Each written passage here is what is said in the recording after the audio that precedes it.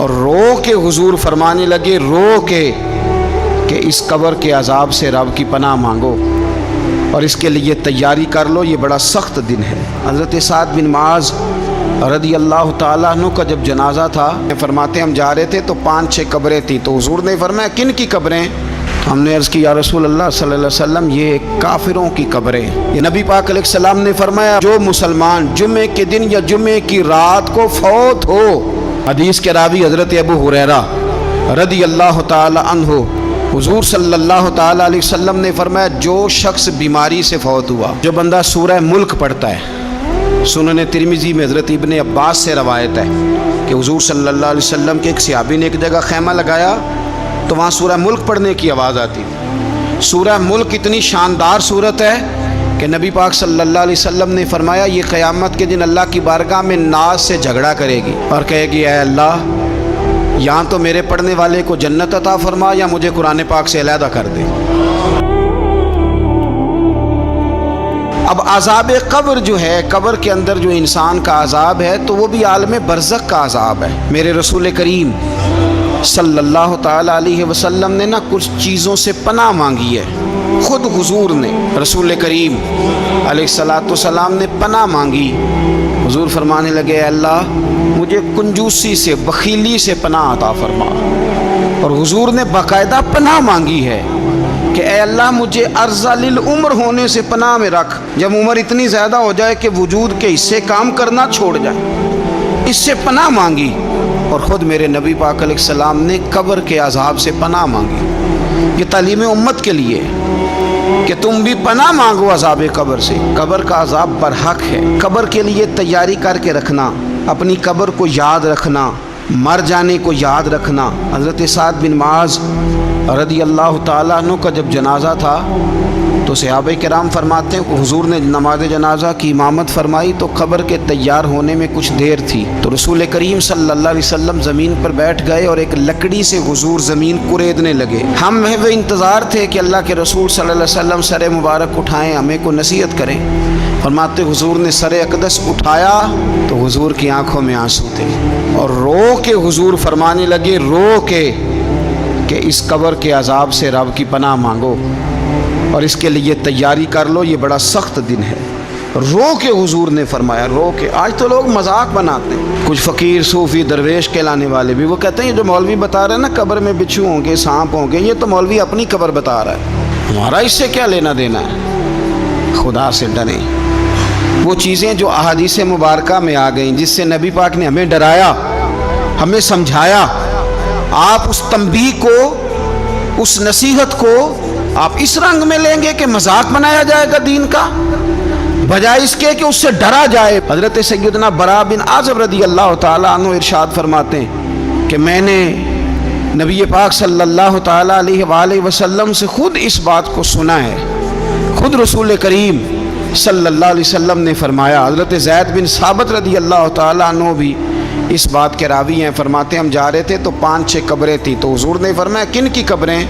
ہم نے عرض کی یا رسول اللہ صلی اللہ علیہ وسلم یہ کافروں کی قبریں۔ یہ صحیح مسلم میں حدیث موجود ہے، کفار کی قبریں۔ تو اللہ کے رسول صلی اللہ علیہ وسلم فرمانے لگے، ذرا حدیث کے لفظوں پہ غور کرنا، حضور فرمانے لگے اگر مجھے ڈر نہ ہوتا کہ تم اپنے مردوں کو دفن کرنا چھوڑ دو گے، اگر مجھے اس بات کا ڈر نہ ہوتا کہ تم اپنے لوگوں کو، مرنے والوں کو قبروں میں دفن کرنا چھوڑ دو گے، اگر یہ مجھے ڈر نہ ہوتا تو میں سناتا کہ قبر کے اندر کس طرح عذاب ہوتا ہے۔ تمہیں دنیا میں رہ کے میں سناتا، پر ڈر ہے کہ کہیں تم اپنے مرنے والوں کو قبروں میں دفن کرنا چھوڑ ہی نہ دو، اس لیے میں تمہیں یہ بات نہیں بتاتا۔ اور میرے رسول کریم صلی اللہ تعالیٰ علیہ وآلہ وسلم نے پھر ارشاد فرمایا، اپنے غلاموں کی طرف نظر فرمائی، یہ بات کہہ کے کہ اگر مجھے ڈر نہ ہوتا کہ تم دفن کرنا چھوڑ دو گے تو تمہیں میں سنا دیتا کہ قبر میں کیا عذاب ہوتا ہے۔ پھر حضور نے صحابہ سے فرمایا چلو بھائی دوزخ کے عذاب سے اللہ کی پناہ مانگو، تو سب کہنے لگے ہم دوزخ کے عذاب سے اللہ کی، صحابہ نے کہا ہم دوزخ کے عذاب سے اللہ کی پناہ مانگتے ہیں۔ پھر نبی پاک صلی اللہ تعالیٰ علیہ وسلم نے ارشاد فرمایا تم سب کہو کہ ہم قبر کے عذاب سے اللہ کی پناہ مانگتے ہیں۔ تو صحابہ نے کہا ہم قبر کے عذاب سے اللہ کی پناہ مانگتے ہیں۔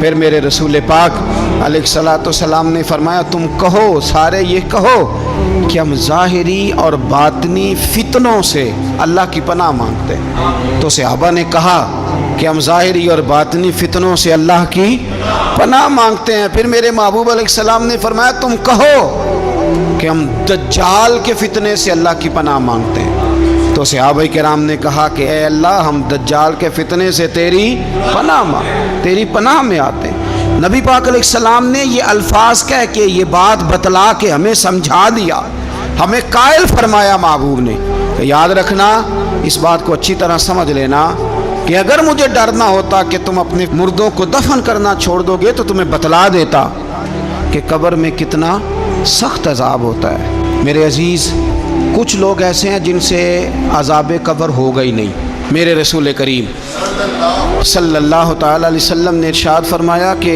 جو اللہ کے رستے میں شہید ہو گیا، یہ سنن نسائی میں موجود ہے، اسے عذاب قبر نہیں ہوگا، بلکہ ایک حدیث میں تو فرمایا حساب کتاب ہی نہیں ہوگا، اللہ بغیر سوال جواب کے جنت عطا فرما دے۔ کچھ لوگوں کو لوگوں کی بخشش پہ بھی مسئلہ ہی بنتا ہے کہ کوئی بخشا نہ جائے۔ ایک صاحب کہہ رہے تھے جی یہ کیا معاملہ ہے کہ جمعے کو بندہ مر گیا یا فلانا ہو گیا تو اس سے حساب کتاب نہیں ہوگا، اتنے بڑے جرم لوگوں نے کی، اتنے پاپ، اور جمعے کو مر گیا تو بخشا جائے گا۔ تو میں نے کہا جرموں کا بھی اسے حساب اللہ لے لے گا، لیکن میاں حساب کتاب کی ڈیوٹی نہ اللہ کی ہے تو بہتر یہ ہے کہ اسی کے ہاتھ میں رہے، تو نہ اپنے ہاتھ میں لینے کی کوشش کر۔ سنن ترمذی کی حدیث۔ ہمیں پتہ نہیں کیا مصیبت ہے، ہمیں پتہ نہیں کیا مسئلہ ہے۔ ایک جنازے سے میں نکلا، آپ یقین کریں کبھی کبھی کلیجہ پھٹ جاتا ہے۔ میں ایک جنازے سے نکلا تو میرے ساتھ ایک بندہ جنازہ پڑھ کے نکلا تو کہنے لگا جی پیر صاحب دیکھیں آج کتنی دنیا آئی ہے، حالانکہ یہ بندہ اس طرح کا تھا، اس طرح کا تھا، اس طرح کا تھا۔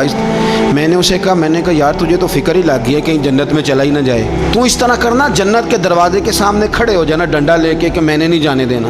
شرم آنی چاہیے ہمیں۔ اللہ فرماتے ہیں جنت اتنی چوڑی ہے جتنے زمین و آسمان، اس کی چوڑائی زمین اور آسمان کے برابر ہے، تو ہم تو اپنے علاوہ کسی کو جانے نہیں دینا چاہتے جنت میں۔